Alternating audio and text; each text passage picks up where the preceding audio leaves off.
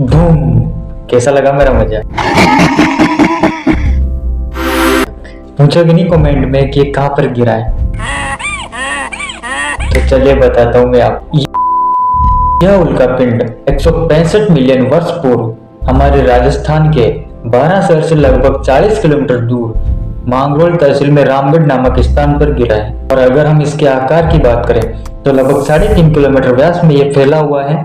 यह हाड़ौती के पठार पर है, जिसकी खोज 1850 में डॉक्टर मलेट ने की थी। 2018 में अर्थ इम्पैक्ट डेटाबेस सोसाइटी की मान्यता सूची में यह विश्व के 200वें क्रेटर के रूप में शामिल है।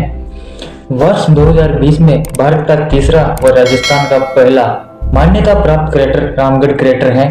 और अगर उन दो क्रेटरों की बात करूं मैं तो भारत का पहला क्रेटर महाराष्ट्र के लोनार झील है और दूसरा क्रेटर मध्य प्रदेश का ढाला क्रेटर है, जिनकी चर्चा हम फिर कभी करेंगे।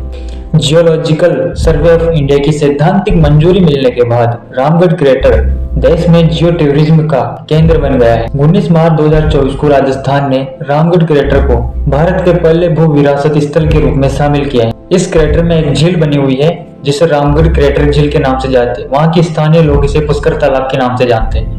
और अगर मैं बात करूं क्रेटर झील की तो उल्का पिंड के गिरने से बने गड्ढे में जब वर्षा जल भर जाता है तो उसे क्रेटर झील कहते हैं। अगर मैं इसके पुरातात्विक महत्व की बात करूं तो यहाँ पर 10वीं शताब्दी में बना भंडदेरा नामक प्राचीन शिव मंदिर है, जिसे राजस्थान का मिनी खजुराहो कहा जाता है। इसका मैं अलग से वीडियो बना दूंगा, आप जाकर देख लेना।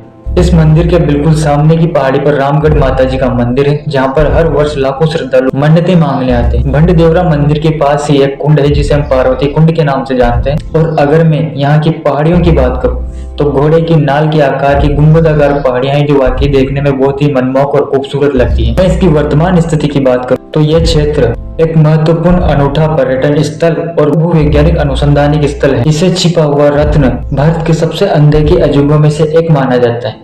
A few moments later.